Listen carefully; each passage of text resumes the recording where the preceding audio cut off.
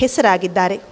ಕೃಷಿಯಲ್ಲಿ ವಿಶೇಷ ಆಸಕ್ತಿ ಹೊಂದಿದ್ದು ಶ್ರೀಯುತರು ಸ್ವತಃ ಶಿಕ್ಷಕರಾಗಿದ್ದು ಇಂದಿನ ಶಿಕ್ಷಕರಿಗೆ ಪ್ರೇರಣೆಯಾಗಿದ್ದು ಶಿಕ್ಷಕರಿಗಾಗಿ ಹಮ್ಮಿಕೊಳ್ಳುವ ಹಲವಾರು ಕಾರ್ಯಕ್ರಮಗಳಲ್ಲಿ ತುಂಬ ಆಸ್ಥೆಯಿಂದ ಪ್ರೀತಿಯಿಂದ ಪಾಲ್ಗೊಳ್ಳುವ ಇವರು ಇವತ್ತಿನ ಕಾರ್ಯಕ್ರಮದ ಮುಖ್ಯ ಅತಿಥಿಯಾಗಿ ಆಗಮಿಸಿರುವುದು ನಮ್ಮೆಲ್ಲರ ಸುದೈವ. ತಮ್ಮನ್ನು ಒಂದೆರಡು ಮಾತನಾಡಬೇಕಾಗಿ ಕೇಳಿಕೊಳ್ಳುತ್ತೇನೆ ಸರ್. ಎಲ್ರಿಗೂ ನಮಸ್ಕಾರ. Thank you teacher. ಈ ಪುಸ್ತಕವನ್ನು ಈಗೇನು ಲೋಕಾರ್ಪಣೆಯನ್ನು ಮಾಡಿದ್ದೇವೆ, ಈ ಕಾರ್ಯಕ್ರಮದಲ್ಲಿ ಭಾಗವಹಿಸಿರುವಂತಹ ಖ್ಯಾತ ಮನೋವೈದ್ಯರಾದಂಥ ಪಿ ವಿ ಭಂಡಾರಿರವರೇ, ಡಾಕ್ಟರ್ ಮಹಾಬಲೇಶ್ವರ ರಾವ್ರವರೇ, ಅಶೋಕ್ ಕಾಮತ್ರವರೇ, ಮಂಜುಳಾರವರೇ ಹಾಗೂ ವಿರೂಪಾಕ್ಷ ದೇವರ ಮನೆಯವರೇ, ಪ್ರಕಾಶಕರೇ, ಇಲ್ಲಿ ಭಾಗವಹಿಸಿರುವಂಥ ಎಲ್ಲ ಶಿಕ್ಷಕ ಬಂಧುಗಳೇ, ಸಾರ್ವಜನಿಕ ಬಂಧುಗಳೇ, ಮಾಧ್ಯಮದ ಸ್ನೇಹಿತರೆ, ವಿರೂಪಾಕ್ಷ ಅವರ ಅಮ್ಮ ಇದ್ದಾರೆ, ಅಮ್ಮ ಅವರೇ ಹಾಗೂ ಅವರ ಬ್ರದರ್ ಸಹ ಇಲ್ಲಿ ಇದ್ದಾರೆ. ಎಲ್ಲರನ್ನ ನೆನಪು ಮಾಡ್ಕೋತಾ ಈಗೇನು ಥ್ಯಾಂಕ್ ಯು ಟೀಚರ್, ಗುರುವೇ ನಿಮ್ಮನ್ನೆಂತೂ ಮರವೇ. ನಾನು ಒಬ್ಬ ಶಿಕ್ಷಕನಾಗಿ ವೃತ್ತಿಯನ್ನು ಪ್ರಾರಂಭಿಸಿ, ಯಾಕೆ ವೃತ್ತಿಯನ್ನೇ ಆಯ್ಕೆ ಮಾಡಿಕೊಂಡೆ ಅಂದರೆ, ನಮ್ಮ ಎದುರಿಗೆ ಕಣ್ಣಿಗೆ ಕಾಣುವಂಥವರು ರೋಲ್ ಮಾಡೆಲ್ಗಳು ಯಾರು ಅಂದರೆ, ನಾವು ಓದುವಂಥ ಸಂದರ್ಭದಲ್ಲಿ ಯಾರು ಒಳ್ಳೆಯ ನೀಟಾದ ಬಟ್ಟೆಯನ್ನು ಹಾಕ್ಕೊಂಡು ಒಂದು ಇನ್ಶರ್ಟ್ ಮಾಡಿ ನಮಗೆ ಶಾಲಾ ಆವರಣದಲ್ಲಿ ಟಕ್ ನಡೀತಿರ್ತಾರೆ, ಅವರನ್ನು ನೋಡಿ ದಿನನಿತ್ಯ ನೋಡಿ ನಾವು ಟೀಚರ್ ಆಗಬೇಕು ಅಂತ ನಮ್ಮ ಗುರಿಯನ್ನು ಸೆಟ್ ಮಾಡಿಕೊಂಡು ಟೀಚರ್ ಆಗಬೇಕು ಅಂತ ಅಂದ್ಕೊಂಡು ಟೀಚರ್ ಆದವರು.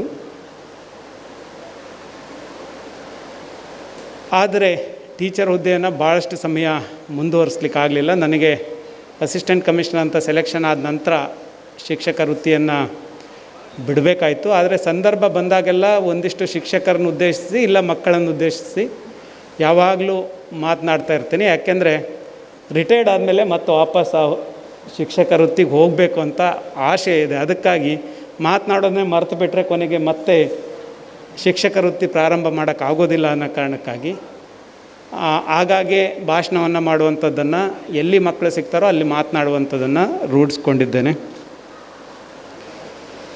ವಿರೂಪಾಕ್ಷ ದೇವರ ಮನೆಯವರು ನನಗೆ ಥ್ಯಾಂಕ್ ಯು ಟೀಚರ್ ಪ್ರತಿಯನ್ನು ನನಗೆ ಇನ್ವಿಟೇಷನ್ ಕೊಡುವಂಥ ಸಂದರ್ಭದಲ್ಲಿ ಕೊಟ್ಟರು. ಆದರೆ ಓದಲಿಕ್ಕೆ ಆಗಲಿಲ್ಲ. ಆದರೆ ಖಂಡಿತ ಓದ್ತೀನಿ. ಅವರ ಹಿಂದಿನ ಪುಸ್ತಕಗಳನ್ನು ನಾನು ನೋಡಿದ್ದೇನೆ, ಸಂಪೂರ್ಣ ಓದಲಿಲ್ಲ. ಆದರೆ ಕೆಲವೊಂದಿಷ್ಟು 2-3 ಬುಕ್ಗಳನ್ನು, ಕೆಲವು ಪಾರ್ಟನ್ನು ಓದಿದ್ದೇನೆ. ಅವರ ಬರವಣಿಗೆ ಅಂತೂ ಎಷ್ಟು ಅದ್ಭುತವಾಗಿದೆ ಅಂತಂದರೆ, ಆ ಬರವಣಿಗೆಯನ್ನು ಓದಿಸ್ಕೊಂಡು ಹೋಗುತ್ತೆ. ಭಾಳಷ್ಟು ಜನರಿಗೆ ಅದೇ ಈಗಾಗಲೇ ನಮಗೆ ಗುರುರಾಜ್ ಕರ್ಜಗಿ ಸರ್ ಹೇಳಿದರು, ವಿರೂಪಾಕ್ಷ ಅವರು ಎಷ್ಟು ಚೆಂದ ಮಾತಾಡ್ತಾರೋ ಅಷ್ಟೇ ಚೆಂದ ಬರೀತಾರೆ ಅಂತ. ಭಾಳಷ್ಟು ಜನರಿಗೆ ಚೆಂದ ಮಾತಾಡ್ಲಿಕ್ಕೆ ಬರ್ತದೆ, ಚೆಂದ ಬರೀಲಿಕ್ಕೆ ಬರೋದಿಲ್ಲ. ಆದರೆ ಇವರ ಬರವಣಿಗೆ ಇವರು ಮಾತಿಗಿಂತ ಭಾಳ ಉತ್ತಮ ರೀತಿಯಲ್ಲಿದೆ ಅಂತ ಅನಿಸುತ್ತೆ. ಯಾಕೆಂದರೆ ಆ ಬರವಣಿಗೆಯನ್ನು, ಪುಸ್ತಕವನ್ನು ಇಟ್ಕೊಂಡ್ರೆ ಅದ್ರ ಪಾಡಿಗೆ ಅದು ಓದಿಸ್ಕೊಂಡು ಹೋಗುತ್ತೆ. ನನಗಂತೂ ಓದಲಿಕ್ಕೆ ಸಾಕಷ್ಟು ಸಮಯ ಸಿಗೋದಿಲ್ಲ. ಆದರೆ ಜರ್ನಿ ಇರುವಂಥ ಸಂದರ್ಭದಲ್ಲಿ ಒಂದು ಪುಸ್ತಕವನ್ನು ಇಟ್ಕೊಂಡು ಹೋಗ್ತೀನಿ. ಆ ಸಂದರ್ಭದಲ್ಲಿ ಸಾಧ್ಯವಾದಷ್ಟನ್ನು ನೋಡ್ತೇನೆ. ಇನ್ನು ಗುರುರಾಜ್ ಕರ್ಜಗಿ ಅವ್ರನ್ನ ಇಲ್ಲಿ ಮಾತನಾಡಿದ್ದನ್ನು ಕೇಳಿದೆ. ನಾನು ಅವರು ದೊಡ್ಡ ಅಭಿಮಾನಿ. ಯಾವಾಗಲೂ ಅಷ್ಟೇ ನನ್ನ ಜರ್ನಿ ಸಂದರ್ಭದಲ್ಲಿ ಪುಸ್ತಕ ಕೈಲಿಲ್ಲ ಅಂತಂದರೆ, ನಾನು ಯಾರ್ದಾದ್ರೂ ಸ್ಪೀಚ್ ಕೇಳಬೇಕು ಅಂತಂದರೆ ಗುರುರಾಜ್ ಕರ್ಜಗಿ ಅವ್ರದ್ದು ಸ್ಪೀಚನ್ನು ಕೇಳ್ತಾ ಇರ್ತೇನೆ. ಅವರ ಸ್ಪೀಚನ್ನು ಮೊಬೈಲ್ನಲ್ಲಿ ಆನ್ ಮಾಡಿದರೆ ಸಾಕು, ನನ್ನ ಮಕ್ಕಳು ಕೇಳಿಸ್ಕೊತಾರೆ. ನಾನು ಕೇಳೋದು ನೋಡಿ ಅವರಿಬ್ಬರು ಕೇಳಿಸ್ಕೊತಾ ಈಗ ಕಾರ್ ಹತ್ತಿದ ತಕ್ಷಣ ಅವರು, ನನ್ನ ಚಿಕ್ಕ ಮಗಳು 5-6 ವರ್ಷ, ಅವಳು ಹೇಳ್ತಾಳೆ, ಅಪ್ಪ ಗುರುರಾಜ್ ಕರ್ಜಿಕಾಯಿ ಅವರ ಭಾಷಣ ಹಾಕು ಅಂತ. ಅವ್ರಿಗೆ ಕರ್ಜಿಕಾಯಿ ತಿನ್ನಲಿಕ್ಕೂ ಇಷ್ಟ, ಆದರೆ ಹೆಸರು ನೆನ್ಪಿಟ್ಕೊಳ್ಳೋದು ಹಾಗೆ, ಗುರುರಾಜ್ ಕರ್ಜಿಕಾಯಿ ಅವರ ಭಾಷಣ ಹಾಕಬೇಕು ಅಂತ. ಅದನ್ನು ಆನ್ ಮಾಡಿದ ತಕ್ಷಣ ಸುಮ್ಮನೆ ಕೂತ್ಕೊಂಡು ಕೇಳಿಸ್ಕೊತಾ ಇರ್ತಾರೆ. ಅವರೆಲ್ಲ ತರಲೆಗಳು ಅಲ್ಲಿಗೆ ಸ್ಟಾಪ್ ಆಗ್ತವೆ. ಹಾಗಾಗಿ ಭಾಷಣಕಾರರಂದರೆ ಆ ಥರ ಇರಬೇಕು ಅಂತ ಅನಿಸುತ್ತೆ. ಅಂದರೆ ಎಲ್ಲ ವಯಸ್ಸಿನವರಿಗೆ, ಎಲ್ಲ ವರ್ಗದವರಿಗೆ ಅವರ ಮಾತುಗಳನ್ನು ಕೇಳಬೇಕು ಅನ್ನುವಷ್ಟು ಅತ್ಯುತ್ತಮ ರೀತಿಯಲ್ಲಿ ಅವರು ಭಾಷಣಗಳಿರ್ತದೆ. ಆ ಭಾಷಣಗಳಲ್ಲಿ ಅವ್ರು ಹೇಳುವ ಕಥೆಗಳನ್ನು ಕೇಳಿದ್ರಂತೂ ನಿಜಕ್ಕೂ ಅದ್ಭುತ, ಬೇರೆ ಲೋಕಕ್ಕೆ ಕರ್ಕೊಂಡು ಹೋಗ್ಬಿಡ್ತಾರೆ. ನಾವು ಅಲ್ಲೇ ಇದ್ದೀವೇನೋ, ಅಲ್ಲಿದ್ದು ಆ ಘಟನೆಯನ್ನು ನೋಡ್ತಾ ಇದ್ದೀವೇನೋ ಅನ್ನೋಷ್ಟರ ಮಟ್ಟಿಗೆ ಅವರ ಕಥೆಗಳು ಇರ್ತದೆ. ಆದರೆ ಅವ್ರನ್ನ ಬರೀ ಮೊಬೈಲ್ನಲ್ಲಿ ಕೇಳಿ ಕೇಳಿ ಸಾಕಾಗಿತ್ತು, ಅಂತ ಸಾಕಾಗಿರಲಿಲ್ಲ, ಕೇಳ್ತಾ ಇದ್ದೆ. ಆದರೆ ಇತ್ತೀಚೆಗೆ ಕೃಷ್ಣ ಮಠದಲ್ಲಿ ಪ್ರೋಗ್ರಾಮಿಗೆ ಬಂದಾಗ ಅವ್ರ ಜೊತೆಗೆ ವೇದಿಕೆಯನ್ನು ಹಂಚ್ಕೊಳ್ಳುವಂಥ ಒಂದು ಅವಕಾಶ ಸಿಕ್ತು. ನಿಜಕ್ಕೂ ಆವಾಗ ಹೇಳಿದೆ, ನಾವು ನಿಮ್ಮ ದೊಡ್ಡ ಅಭಿಮಾನಿ, ನಿಮ್ಮ ಜೊತೆಗೆ ಒಂದು ವೇದಿಕೆ ಹಂಚ್ಕೊಳ್ಳೋಕೆ ಸಿಕ್ಕಿರೋದು ನನ್ನ ಪುಣ್ಯ ಅಂತ. ಇವರು ಅವ್ರ ಕಡೆಯಿಂದ ಈ ಪುಸ್ತಕಕ್ಕೆ ಮುನ್ನುಡಿ ಬರೆಸಿದ್ದಾರೆ. ಆ ಮುನ್ನುಡಿಯನ್ನು ಇಷ್ಟು ಅದ್ಭುತವಾಗಿ ಮತ್ತಿನ್ಯಾರಾದರೂ ಸಹ ಬರಲಿಕ್ಕೆ ಸಾಧ್ಯನೇ ಇಲ್ಲ. ಅಷ್ಟು ಅದ್ಭುತವಾದ ಮುನ್ನುಡಿಯನ್ನು ಈ ಪುಸ್ತಕಕ್ಕೆ ಬರೆದಿದ್ದಾರೆ. ನೀವು ಒಮ್ಮೆ ಆ ಮುನ್ನುಡಿಯನ್ನು ಓದಿದರೆ ಇಡೀ ಪುಸ್ತಕವನ್ನು ಓದಿದಂತೆ ಆಗ್ತದೆ. ಅಷ್ಟೊಂದು ಅದ್ಭುತವಾದ ಮುನ್ನುಡಿ ಅದರಲ್ಲಿದೆ. ಹಾಗಾಗಿ ಅವರ ಒಂದು ಮಾತನ್ನು, ಟೀಚರ್ ಬಗ್ಗೆ ಹೇಳಿರುವಂಥ ಒಂದು ಮಾತನ್ನು ನಾನಿಲ್ಲಿ ಹೇಳಲಿಕ್ಕೆ ಇಚ್ಛೆಪಡ್ತೇನೆ. ಟೀಚರ್ ಯಾರು, ಟೀಚರ್ ಅಂದರೆ ಯಾರು, ಯಾರು ಟೀಚರ್ ಆಗ್ಬೋದು ಅನ್ನೋದ್ರ ಬಗ್ಗೆ ಅವರು ಒಂದು ಭಾಷಣದಲ್ಲಿ ಹೇಳ್ತಾರೆ. ಟೀಚರ್ ಆಗುವಂಥ ಅರ್ಹತೆ ಯಾರಿಗಿರ್ತದೆ ಅಂತ, ಯಾರು ಟೀಚರ್ ಆಗ್ಬೋದು ಅಂತ. ಅವರು 3 ಗುಣಗಳಿದ್ದರೆ ಅವರು ಮಾತ್ರ ಟೀಚರ್ ಆಗ್ಬೋದು ಅಂತ ಹೇಳ್ತಾರೆ. ಮೊದಲನೇ ಗುಣ, ಶಾಲೆಯ ಮಕ್ಕಳನ್ನು ತಮ್ಮ ಮಕ್ಕಳಿಗಿಂತಲೂ ಸ್ವಲ್ಪನಾದರೂ ಹೆಚ್ಚು ಪ್ರೀತಿ ಮಾಡಲಿಕ್ಕೆ ಸಾಧ್ಯ ಆದರೆ ಅಂಥವರು ಟೀಚರ್ ಆಗಬೇಕು ಅಂತ ಹೇಳ್ತಾರೆ. ಎಷ್ಟು? ನಮ್ಮ ಮಕ್ಕಳಿಗಿಂತ ಸ್ವಲ್ಪ ಹೆಚ್ಚನ್ನು ಶಾಲೆಯ ಮಕ್ಕಳನ್ನು ಪ್ರೀತಿಸೋದಾದರೆ ಅಂಥವರು ಟೀಚರ್ ಆಗಲಿಕ್ಕೆ ಯೋಗ್ಯರು ಅಂತ ಮೊದಲನೇ ಮಾತನ್ನು ಹೇಳ್ತಾರೆ. ಎರಡನೇ ಮಾತು, ಆ ಹುದ್ದೆಯನ್ನು ಆಸಕ್ತಿಯಿಂದ ಪಡೆದುಕೊಂಡು ಬಂದಂಥವರು ಟೀಚರ್ ಆಗಬೇಕು. ಇದರಲ್ಲಿ ಮತ್ತೊಂದು ಮುಂದೆ ಹೋಗಿ ಹೇಳ್ತಾರೆ, ಆಕಸ್ಮಿಕವಾಗಿ ಆದಂಥ ಟೀಚರ್ಗಳು ಎಷ್ಟು ಜನ ಇರ್ತಾರೆ ಮತ್ತು ಆಸಕ್ತಿಯಿಂದ ಆದಂಥ ಟೀಚರ್ಗಳು ಎಷ್ಟಿರ್ತಾರೆ ಅಂತ. ನಾನು ಆವಾಗಲೇ ಹೇಳಿದೆ, ನಮ್ಮ ಟೀಚರ್ಗಳನ್ನು ನೋಡಿ ನಾನು ಟೀಚರ್ ಆಗಬೇಕು ಅಂತ ಅಂದ್ಕೊಂಡಿದ್ದು ಅಂತ. ಅದೆಲ್ಲ ನಾವು ಆಸಕ್ತಿಯಿಂದ ಟೀಚರ್ ಆದವರು ಅಂತ. ಈ ಕೆಟಗರಿಯಲ್ಲಿ ಯಾರು ನಾವು ಹುದ್ದೆಯನ್ನು ಆಯ್ಕೆ ಮಾಡಿಕೊಂಡು ಇದಕ್ಕೆ ಹೋಗಬೇಕು ಅಂತ ಏನು ಆಯ್ಕೆ ಮಾಡ್ಕೊಂಡಿದ್ವಿ, ಆ ಕೆಟಗರಿಯಲ್ಲಿ ಒಂದಿಷ್ಟು ಜನ ಇರ್ತಾರೆ. ಒಂದಿಷ್ಟು ಜನ ಆಕಸ್ಮಿಕವಾಗಿ ಟೀಚರ್ ಆಗಿರೋವಂಥವ್ರು. ಅಂಥವ್ರು ಏನು ಅಂತಂದರೆ ಉದ್ಯೋಗದ ಸಲುವಾಗಿ ಒಂದಿಷ್ಟು ಜನ ಟೀಚರ್ ಆಗಿರ್ತಾರೆ. ಅಂದರೆ ಸರ್ಕಾರಿ ಕೆಲಸ ಸಿಗಬೇಕು, ನಮ್ಮ ಜೀವನವು ನಡಿಬೇಕು ಅಂತ. ಯಾಕೆಂದರೆ ಭಾಳಷ್ಟು ಜನ ಶಿಕ್ಷಕರು ಯಾರೂ ಸಹ ಹೈಯರ್ ಕ್ಲಾಸಿಂದ ಬಂದಂಥವ್ರು ಯಾರೂ ಸಹ ಶಿಕ್ಷಕರಾಗೋರನ್ನ ನಾವು ನೋಡೋದಿಲ್ಲ. ತುಂಬ ಮಿಡ್ಲ್ ಕ್ಲಾಸ್ ಫ್ಯಾಮಿಲಿಯಿಂದ, ಬಿಲೋ ಮಿಡ್ಲ್ ಕ್ಲಾಸ್ ಫ್ಯಾಮಿಲಿಯಿಂದ ಬಂದಂಥವ್ರನ್ನ ಶಿಕ್ಷಕರಾಗೋರಂಥವ್ರು ನಾವು ನೋಡ್ತೇವೆ. ಆದರೆ ಒಮ್ಮೆ ಆ ಹುದ್ದೆಗೆ ಬಂದ ಮೇಲೆ ನಾವು ಅದಕ್ಕಾಗಿ ತೊಡಗಿಸ್ಕೊಳ್ಬೇಕು ಅನ್ನೋದು ನಮ್ಮೆಲ್ಲರ ಅಭಿಲಾಷೆ ಆಗಿದೆ. ಹಾಗಾಗಿ ಅವರು ಎರಡನೇ ಮಾತು ಹೇಳ್ತಾರೆ, ಆ ಹುದ್ದೆಯನ್ನು ಆಯ್ಕೆ ಮಾಡ್ಕೊಬಂದಂಥವರು ಟೀಚರ್ ಆಗಲಿಕ್ಕೆ ಭಾಳ ಯೋಗ್ಯರು ಅಂತ. ಮೂರನೇ ಮಾತನ್ನು ಹೇಳ್ತಾರೆ, ಯಾವ ಸಬ್ಜೆಕ್ಟನ್ನು ಟೀಚ್ ಮಾಡ್ತಾರೋ ಆ ಸಬ್ಜೆಕ್ಟನ್ನು ನಿರಂತರವಾಗಿ ಅಧ್ಯಯನ ಮಾಡಲಿಕ್ಕೆ ಸಾಧ್ಯವಾದರೆ ಅಂಥವರು ಟೀಚರ್ ಆಗಲಿಕ್ಕೆ ಯೋಗ್ಯರು ಅಂತ. ಈ ಉದಾಹರಣೆಗೆ ನಾನು ಅರ್ಥಶಾಸ್ತ್ರ ಟೀಚ್ ಮಾಡ್ತೇನೆ ಅಂದರೆ ನಿರಂತರವಾಗಿ ಅದರ ಬಗ್ಗೆ ಅಧ್ಯಯನ ಮಾಡುವಂಥದ್ದು, ಪ್ರಚಲಿತ ಘಟನೆಗಳನ್ನು ತಿಳ್ಕೊಳ್ಳುವಂಥದ್ದು, ಪ್ರಪಂಚದಲ್ಲಿ ಏನೆಲ್ಲ ಆಗ್ತಾಯಿದೆ, ದೇಶದಲ್ಲಿ ಏನೆಲ್ಲ ಆಗ್ತದೆ ಅಂತ ಏನಾದರೂ ತಿಳ್ಕೊಂಡು ಮಕ್ಕಳಿಗೆ ಹೇಳಲಿಕ್ಕೆ ಸಾಧ್ಯವಾದರೆ, ನಿರಂತರವಾಗಿ ಶಿಕ್ಷಣದ ಕ್ಷೇತ್ರದ ಬಗ್ಗೆ ಬೆಳವಣಿಗೆಗಳನ್ನು ಗಮನಿಸ್ತಾ ಇದ್ದರೆ ಅಂಥವರು ಟೀಚರ್ ಆಗಲಿಕ್ಕೆ ಸಾಧ್ಯ ಆಗ್ತದೆ ಅಂತ ಹೇಳ್ತಾರೆ. ಇದು ಭಾಳ ಮುಖ್ಯವಾಗಿ ಅವರು ಶಿಕ್ಷಕರು ಯಾರಾಗಬೇಕು ಅನ್ನೋದ್ರ ಬಗ್ಗೆ ಹೇಳುವಂಥದ್ದು. ಹಾಗಾಗಿ ಇಲ್ಲಿರುವ ಶಿಕ್ಷಕರು ಭಾಳಷ್ಟು ಜನ ಶಿಕ್ಷಕರು ಇರ್ಬೋದು. ಆದರೆ ನಾನೇನು ಗುರುರಾಜ್ ಕರ್ಜಿಗೆ ಅವರ ಡೆಫಿನಿಷನ್ ಏನು ಹೇಳಿದ್ದೀನಿ ಶಿಕ್ಷಕರಂದರೆ ಯಾರು ಅಂತ, ಆ ಡೆಫಿನಿಷನ್ ಒಳಗೆ ಕನಿಷ್ಠ 3ರಲ್ಲಿ 2 ಇದ್ದರೆ ಶಿಕ್ಷಕರಾಗಿ ಮುಂದುವರಿಬೋದು. 3ಕ್ಕೆ 3 ಇದ್ದರೆ ಬೆಸ್ಟ್ ಟೀಚರ್ ಅಂತ ನಾವು ಹೇಳಲಿಕ್ಕೆ ಸಾಧ್ಯ ಆಗ್ತದೆ. 3ರಲ್ಲಿ 2 ಇದ್ದರೆ ಅಟ್ಲೀಸ್ಟು ನಾವು ಟೀಚರಾಗಿ ಮುಂದುವರಲಿಕ್ಕೆ ಸಾಧ್ಯ ಆಗ್ತದೆ. 3ಕ್ಕೆ 3 ಇಲ್ಲ ಅಂತ ಅಂದರೆ ಶಿಕ್ಷಕರಾಗದೇ ಇರೋದೇ ಒಳ್ಳೆಯದು ಅನ್ನೋದು ನನ್ನ ಅಭಿಲಾಷೆ ಅಲ್ವಾ?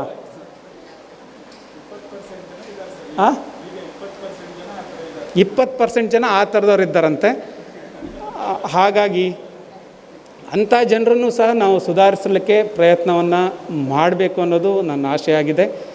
ಶಿಕ್ಷಕ ವೃತ್ತಿ ಭಾಳ ದೊಡ್ಡ ವೃತ್ತಿ, ಅದನ್ನು ಡಿಫೈನ್ ಮಾಡಲಿಕ್ಕೆ ಆಗೋದಿಲ್ಲ. ನಾವೆಲ್ಲ ಇಲ್ಲಿ ನಿಂತು ಮಾತಾಡ್ತಾ ಇದ್ದೀವಿ ಅಂದರೆ ನಮ್ಮ ಶಿಕ್ಷಕರುಗಳ ಕೊಡುಗೆ ಭಾಳ ದೊಡ್ಡದಿದೆ. ಅದನ್ನು ಅಂಥ ಮಹಾನ್ ಶಿಕ್ಷಕರುಗಳನ್ನೆಲ್ಲ ನಾವು ನೆನ್ಪು ಮಾಡಿಕೊಳ್ಳೇಬೇಕು. ಅದೇ ಕಾರಣಕ್ಕಾಗಿ ಥ್ಯಾಂಕ್ ಯು ಟೀಚರ್ ಅಂತ ಬುಕ್ ಬರೆದಿದ್ದಾರೆ ಅಂತ ನಾನು ಅಂದ್ಕೊಂಡಿದ್ದೇನೆ. ಆದರೆ ಅವರು ನಮಗೆ ಗುರುರಾಜ್ ಕರ್ಜಗಿ ಸಾಹೇಬರು ಮಾತಾಡ್ತಾ ಹೇಳಿದರು, ಬರೀ ಥ್ಯಾಂಕ್ ಯು ಟೀಚರ್ ಅಂದರೆ ಬರೀ ಧನ್ಯವಾದ ಅಷ್ಟೇ ಹೇಳಿಲ್ಲ ಇದರಲ್ಲಿ ಅಂತ, ಬೇರೆ ವಿಷಯಗಳನ್ನು ಭಾಳ ನವಿರಾದ ಭಾಷೆಯಲ್ಲಿ ಹೇಳಿದ್ದಾರೆ ಅಂತ. ಅದನ್ನು ಅಷ್ಟೇ ನವಿರಾಗಿ ನಾವು ಓದಿ ತಿಳ್ಕೊಂಡ್ರೆ ನಾವು ಸಮಾಜದಲ್ಲಿ ಒಂದು ಉತ್ತಮ ಶಿಷ್ಯವರ್ಗವನ್ನು ಕಟ್ಟಲಿಕ್ಕೆ ಸಾಧ್ಯ ಆಗ್ತದೆ ಅಂತ ನಾನು ಅಂದ್ಕೊಂಡಿದ್ದೇನೆ. 2 ಶಿಕ್ಷಕರ ಬಗ್ಗೆ ನಾನು ಹೇಳಲಿಕ್ಕೆ ಇಚ್ಛೆಪಡ್ತೀನಿ. ಒಂದು ಶಿಕ್ಷಕರು ವಿರೂಪಾಕ್ಷ ಅಂತ ನನಗೆ ಮ್ಯಾಥ್ಸ್ ಟೀಚರ್ ಆದಂಥವರು. ಅವರು ಶಿವಮೊಗ್ಗದಲ್ಲಿ ಮೊನ್ನೆ ಮುಖ್ಯೋಪಾಧ್ಯಾಯರಾಗಿ ರಿಟೈರ್ಡ್ ಆದರು. ಅವರಿಲ್ಲ ಅಂದರೆ ಖಂಡಿತ ನಾನು ಇವತ್ತು ಜಿಲ್ಲಾಧಿಕಾರಿ ಆಗಿರ್ತಾ ಇರಲಿಲ್ಲ. ಯಾಕೆಂದರೆ ಮ್ಯಾಥ್ಸಲ್ಲಿ 7 ಮಾರ್ಕ್ಸ್ ಬಂದಂಥ ಸಂದರ್ಭದಲ್ಲಿ ಎಂತ ನಾವು ಎಕ್ಸಾಮ್ ಮಾಡ್ತೀವಲ್ಲ, ಪ್ರಿಪ್ರೇಟ್ರಿ ಎಕ್ಸಾಮಲ್ಲಿ ಮ್ಯಾಥ್ಸಲ್ಲಿ 7 ಮಾರ್ಕ್ಸ್ ಬಂದಂಥ ಸಂದರ್ಭದಲ್ಲಿ ಒಬ್ಬ ಟೀಚರ್ ಹೇಗಿರಬೇಕು ಅನ್ನೋದನ್ನು, ಅವರ ಪಾತ್ರವನ್ನು ಅಷ್ಟು ಅಚ್ಚುಕಟ್ಟಾಗಿ ನಿಭಾಯಿಸಿದಂಥ ಟೀಚರ್ ಅವರು. ಅದಕ್ಕಾಗಿ ನಾನು ಅವ್ರನ್ನ ಈಗ ನೆನಪು ಮಾಡ್ಕೋತಾ ಇದ್ದೇನೆ. ಅವರು ಸ್ಟಾಫ್ ರೂಮಿಗೆ ನನ್ನ ಕರೆದು ಸುಮಾರು ವಿಷಯಗಳನ್ನು ಮಾತಾಡಿದರು. 9ನೇ ಕ್ಲಾಸ್ವರೆಗೂ ನಿಮಗೆ 3 ಸಬ್ಜೆಕ್ಟಿಗೆ ಪಾಸ್ ಆದರೆ ಸಾಕು, ಪಾಸ್ ಮಾಡಿದ್ದೀವಿ. ಈ SLCಯಲ್ಲಿ ಪಾಸ್ ಆಗೋದಿಲ್ಲ, ಅದು ಈ ಸಂದರ್ಭದಲ್ಲಿ 7 ಮಾರ್ಕ್ಸ್ ತೆಗ್ದೀಯ ಅಂತಂದರೆ ನೀನು ಪಾಸ್ ಆಗೋದು ಕಷ್ಟ ಅಂತ ಹೇಳಿದರು. ಆವಾಗ ನಾನು ಧೈರ್ಯ ಮಾಡಿ ಕೇಳಿದೆ, ಈಗಲೂ ಪಾಸ್ ಆಗ್ಲಿಕ್ಕೆ ಸಾಧ್ಯ ಆಗುತ್ತಾ ನನಗೆ ಅಂತ. ಬೇರೆ ಟೀಚರ್ ಆಗಿದ್ರೆ ಎಷ್ಟು ಬೈತಿದ್ರೋ ಗೊತ್ತಿಲ್ಲ, ಆದರೆ ಅವ್ರು ಹೇಳಿದರು ಖಂಡಿತ ನೀನು ಈಗಲೂ ಪಾಸ್ ಆಗ್ಬೋದು ಅಂತ. ಆವಾಗ ನಾನು ಹೇಳಿದೆ, ಹೇಗೆ ಪಾಸ್ ಆಗ್ಬೋದು ಹೇಳಿ, ನಾನು ಆ ಪ್ರಯತ್ನವನ್ನು 100% ಎಫರ್ಟ್ ಹಾಕಿ ಮಾಡ್ತೀನಿ ಅಂತ. ಆವಾಗ ಅವ್ರು ಹೇಳಿದರು, ಮ್ಯಾಥ್ಸ್ ನಾನೇನು ಬರ್ಸಿದ್ದೀನಿ ಕ್ಲಾಸಲ್ಲಿ ಅದೆಲ್ಲದೂ ನಿನ್ನ ಹತ್ರ ಇದೆಯಾ ಕೇಳಿದರು. ಇದೆ ಅಂತ ಹೇಳಿದೆ. ಹಾಗಿದ್ರೆ ಮನೆಗೆ ಹೋಗಿ ನಿನಗೆ ಇನ್ನೇನು ಎಷ್ಟು 9 ಗಂಟೆ ಮಲಗ್ತೀಯಾ? ಆಯಿತು, 9 ಗಂಟೆಯಿಂದ ನಿದ್ರೆ ಬರೋಕ್ಕೆ ಸ್ಟಾರ್ಟ್ ಆದ ತಕ್ಷಣ ಆ ಮ್ಯಾಥ್ಸನ್ನು ಬರೆಯೋಕ್ಕೆ ಸ್ಟಾರ್ಟ್ ಮಾಡಿ. ನೀನು ಎಷ್ಟೊತ್ತರೆಗೂ ಸಾಧ್ಯ ಆಗ್ತದೆ ಅಷ್ಟೊತ್ತರೆಗೂ ಸುಮ್ಮನೆ ಬರಿ. ಅದರಲ್ಲಿ ಅರ್ಥ ಆಯಿತು, ಅರ್ಥ ಆಗಲಿಲ್ಲ, ಏನೂ ಆಲೋಚನೆ ಮಾಡಬೇಡ, ಸುಮ್ಮನೆ ಬರಿತಾ ಇರೋ ಅಷ್ಟೇ. ಅದು ಇದೇ ಥರ ಗ್ರಾಮ ಪಂಚಾಯತ್ ಎಲೆಕ್ಷನ್ ಬಂದಿತ್ತು. ಆವಾಗ ಪಾಂಪ್ಲೆಟ್ಗಳೆಲ್ಲ ಇರ್ತಲ್ಲ, ಈ ಥರ ಪಾಂಪ್ಲೆಟೆಲ್ಲ ಹಿಂಭಾಗ ಏನು ಪ್ರಿಂಟ್ ಮಾಡಿಲ್ಲ ತಾನೆ, ಇದನ್ನು ತಗೊಂಡು, ಪೇಪರ್ ಕೊಡೋಷ್ಟು ಸಾಮರ್ಥ್ಯ ಇರಲಿಲ್ಲ, ಇದನ್ನು ತಗೊಂಡು ಇದರಲ್ಲಿ ಬರೆದು ಅಭ್ಯಾಸ ಮಾಡಿದೆ. ಆದರೆ ನೆಕ್ಸ್ಟ್ ಎಕ್ಸಾಮ್ ಆದಾಗ 42 ಮಾರ್ಕ್ಸ್ ಬಂದು ಪಾಸಾದೆ. ಆ ಕಾರಣಕ್ಕಾಗಿ ಇವತ್ತು ನಿಮ್ಮ ಎದುರಿಗೆ ನಿಂತು ಮಾತಾಡುವಷ್ಟು ಸಾಮರ್ಥ್ಯ ಬಂದಿದೆ. ಇಲ್ಲಾಂದರೆ ಆ ಸಂದರ್ಭದಲ್ಲಿ ಏನಾದರೂ ನಾನು ಫೇಲ್ ಆಗಿದ್ದರೆ ಖಂಡಿತ ನಮ್ಮ ತಂದೆ ಏನು ವ್ಯವಸಾಯ ಮಾಡ್ತಿದ್ರು, ಕಷ್ಟಪಡ್ತಿದ್ರು, ಅದೇ ಕ್ಷೇತ್ರಕ್ಕೆ ಹೋಗಿ ನಾನು ಮತ್ತೆ ಅಲ್ಲಿ ನಾನು ಕೆಲಸವನ್ನು ಪ್ರಾರಂಭ ಮಾಡಬೇಕಾಗಿತ್ತು.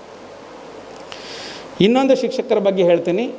ಇದು ಬ್ಯಾಡ್ ಶಿಕ್ಷಕರಿಗೆ ಭಾಳ ಅತ್ಯುತ್ತಮ ಉದಾಹರಣೆ ಇದು. ನಾನು ಈಗ ಹೇಳಿರೋದು ಅತ್ಯಂತ ಒಳ್ಳೆಯ ಶಿಕ್ಷಕರ ಬಗ್ಗೆ. ನಮ್ಮ ನಡುವೆ ಬಂದಂಥ ಇನ್ನೊಬ್ಬ ಶಿಕ್ಷಕರ ಬಗ್ಗೆ ನಾನು ಹೇಳಲಿಕ್ಕೆ ಇಚ್ಛೆ ಪಡ್ತೇನೆ. ಅಂಥ ಶಿಕ್ಷಕರಿದ್ದರೆ ಯಾವುದೇ ಕಾರಣಕ್ಕೂ ಮಕ್ಕಳು ಉದ್ಧಾರ ಆಗೋದಿಲ್ಲ, ಸಾಧ್ಯನೇ ಇಲ್ಲ. ಅಂಥ ಶಿಕ್ಷಕರ ಉದಾಹರಣೆಗಳು ಸಹ ನಮ್ಮ ಹತ್ರ ಇದೆ. ಆ ಶಿಕ್ಷಕರ ಮೆಂಟಾಲಿಟಿ ಏನು ಅಂದರೆ, ಈ ಮಕ್ಕಳು ಪಾಸ್ ಆಗಲೇಬಾರ್ದು ಅಂತಲೇ ಪಾಠ ಮಾಡುವಂಥ ಶಿಕ್ಷಕರು. ನಿಜಕ್ಕೂ ಸಹ ಅಂಥ ಶಿಕ್ಷಕರನ್ನು ದೇವರು ಸಹ ಕ್ಷಮಿಸೋದಿಲ್ಲ. ನಿಜವಾಗೂ ನಾನು ಜನ ಅಲ್ಲ, ದೇವರು ಸಹ ಕ್ಷಮಿಸೋಕ್ಕೆ ಸಾಧ್ಯನೇ ಇಲ್ಲ. ಅಂಥ ಶಿಕ್ಷಕರನ್ನು ಸಹ ನೋಡಿದ್ದೇನೆ. ವರ್ಷ ಇಡೀ ಪಾಠ ಮಾಡದೆ ಕಾಲ ಕಳೆದು ಸುಮ್ಮನೆ ಬಂದು ಕೂತ್ಕೊಂಡು ಒಂದು ಬುಕ್ ಇಟ್ಕೊಂಡು ಇಂಗ್ಲೀಷ್ ಬುಕ್ಕನ್ನು ಹೀಗೆ ಓದ್ಕೊಂಡು ಹೋದರೆ ಯಾರಿಗೆ ಏನು ಅರ್ಥ ಆಗ್ತದೆ? ಇಂಗ್ಲೀಷ್ ಬುಕ್ ಇಟ್ಕೊಂಡು ಅದು ಚೇರ್ ಮೇಲೆ ಕೂತ್ಕೊಂಡು ಓದ್ಕೊಂಡು ಇವತ್ತಿನ ಪಾಠ ಮುಗೀತು ಅಂತ ಹೋದಂಥ ಶಿಕ್ಷಕರಿದ್ದಾರೆ. ಅಂಥ ಶಿಕ್ಷಕರನ್ನು ದೇವರು ಸಹ ಕ್ಷಮಿಸೋದಿಲ್ಲ, ಅದ್ರಾಗೇನು ಅನುಮಾನವೇ ಇಲ್ಲ. ಅವರ ಹೆಸರನ್ನು ಹೇಳಲಿಕ್ಕೆ ಹೋಗೋದಿಲ್ಲ. ಒಳ್ಳೆಯವ್ರ ಹೆಸರು ಹೇಳಿದರೆ ಇಂಥ ತಣ್ಣನೆಯ ಸಂದರ್ಭದಲ್ಲಿ ಒಳ್ಳೆಯದಾಗ್ತದೆ.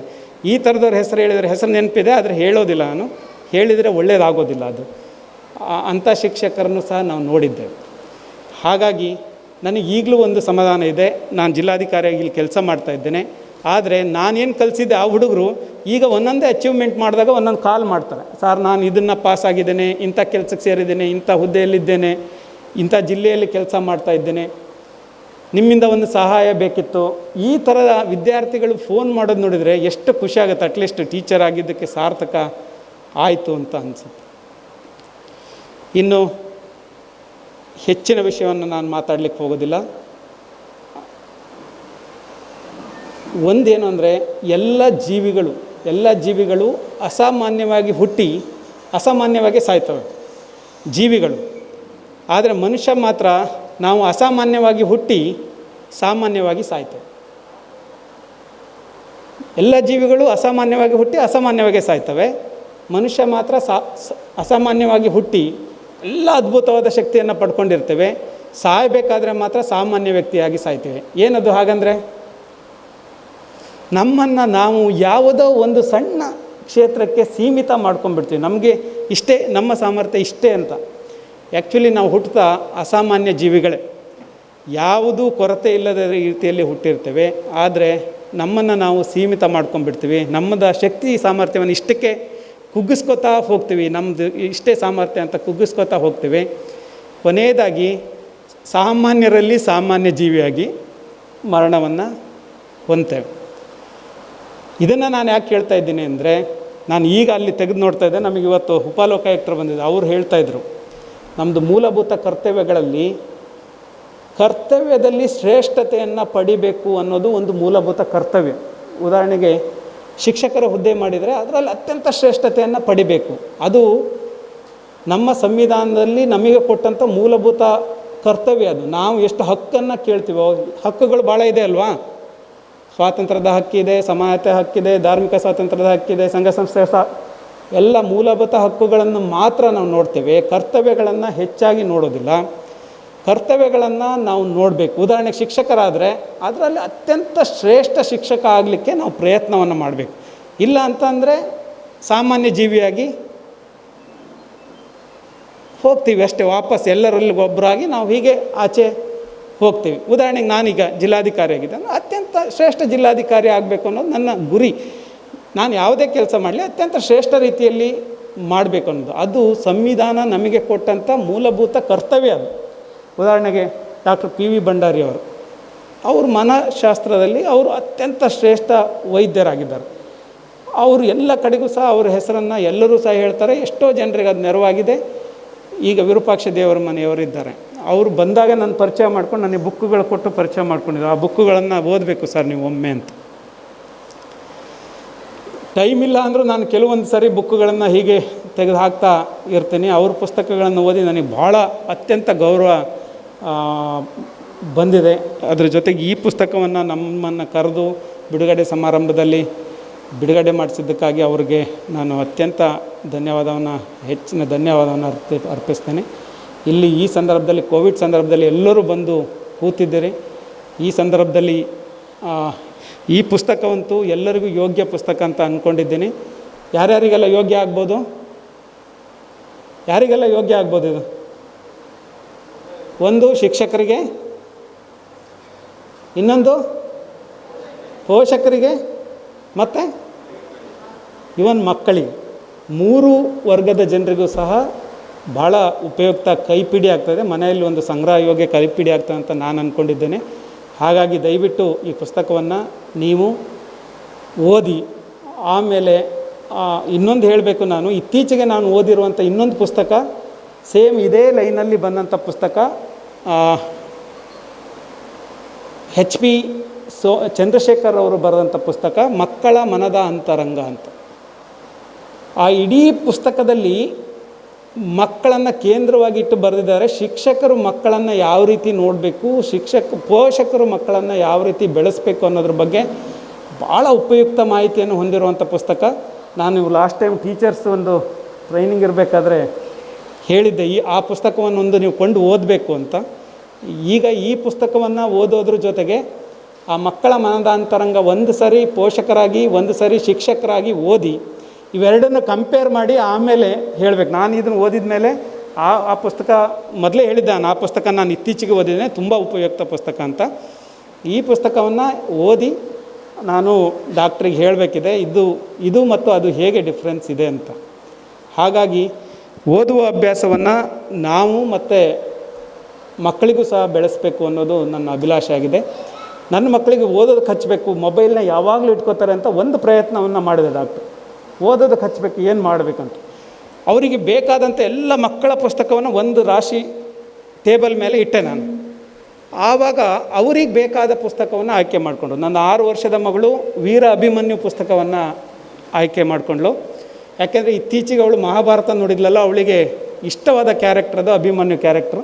ಹಾಗಾಗಿ ಆ ಪುಸ್ತಕವನ್ನು ತೆಗೆದು ಯಾವಾಗಾದರೂ ಪುರ್ಸೊತ್ತಾದಾಗ ಹೀಗೆ ಓದ್ತಾ ಇರ್ತಾಳೆ. ನಂದು ಇಲ್ಲಿವರೆಗೂ ಓದಿದ್ದೇನಂತ ಇಟ್ಕೋತಾಳೆ.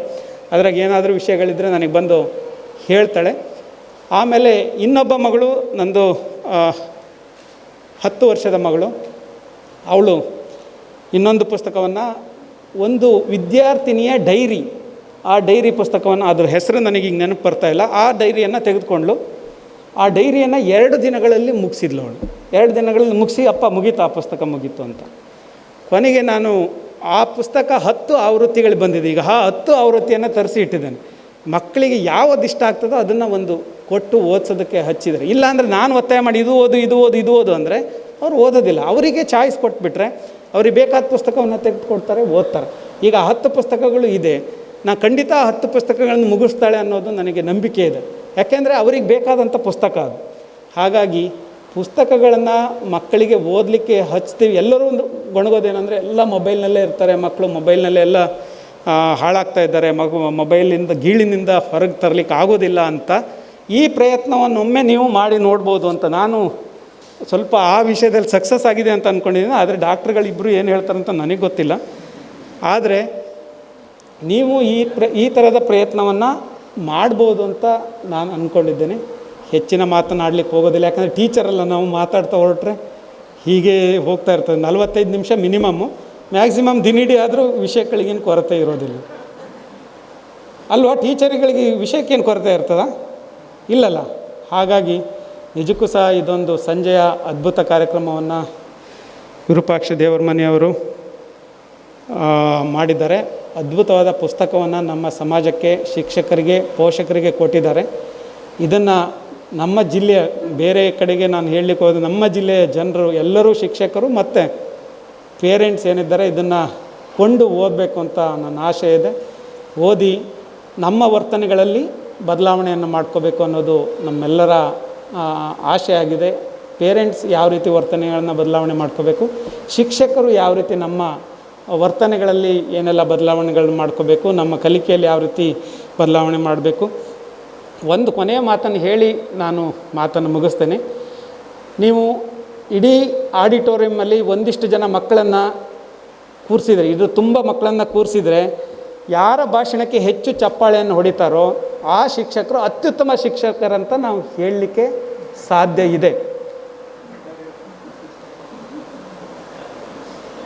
ಆವಾಗ ನಾವು ಶಿಕ್ಷಕರನ್ನ ಜಡ್ಜ್ ಮಾಡುವಂಥ ಅಗತ್ಯನೇ ಇರೋದಿಲ್ಲ. ಯಾರಿಗೆ ಹೆಚ್ಚಿನ ಚಪ್ಪಾಳೆ ಬಂದಿರ್ತದೋ ಅವರು ಅತ್ಯುತ್ತಮ ಶಿಕ್ಷಕ ಅಂತ ಅವಾರ್ಡನ್ನು ಕೊಡ್ಬೋದು.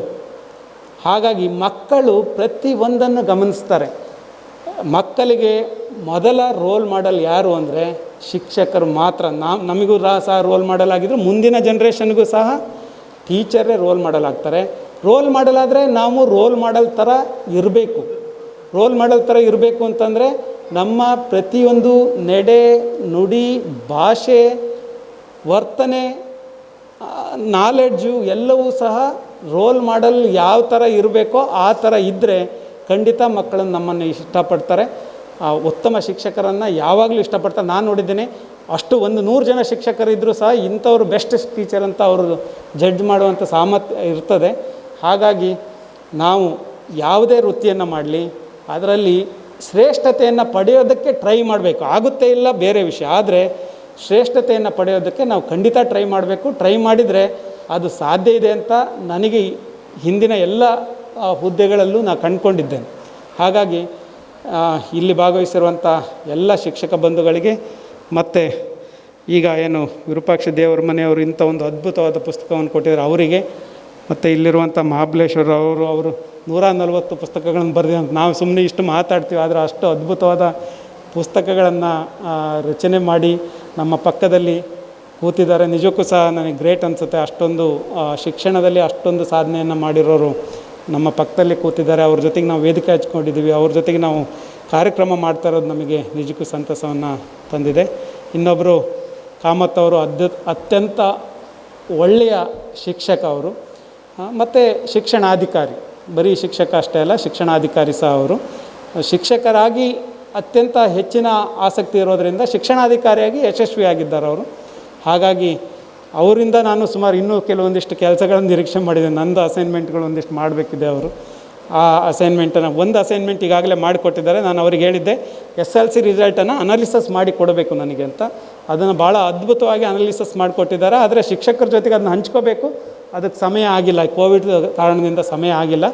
ಅದನ್ನು ಎಲ್ಲ ಇಡೀ ಜಿಲ್ಲೆಯ ಮುಖ್ಯೋಪಾಧ್ಯಾಯರನ್ನ ಕರೆದು ಅವರೇನು ಅನಾಲಿಸಿಸ್ ಮಾಡಿ ನನ್ನ ಕೈಗೆ ಕೊಟ್ಟಿದ್ದಾರೆ ಅದನ್ನು ಶಿಕ್ಷಕರ ಜೊತೆಗೆ ಹಂಚ್ಕೊಳ್ಳೋ ಮೂಲಕ ಶಿಕ್ಷಣವನ್ನು ಮತ್ತು ಉಡುಪಿ ಜಿಲ್ಲೆಯಲ್ಲಿ ಇನ್ನಷ್ಟು ಎತ್ತರಕ್ಕೆ ತೆಗೆದುಕೊಂಡು ಹೋಗೋದಕ್ಕೆ ನಮ್ಮದೇನಾದರೂ ಸಣ್ಣ ಕೊಡುಗೆ ಕೊಡಬೇಕು ಅನ್ನೋದು ನಮ್ಮ ಆಶಯ ಆಗಿದೆ.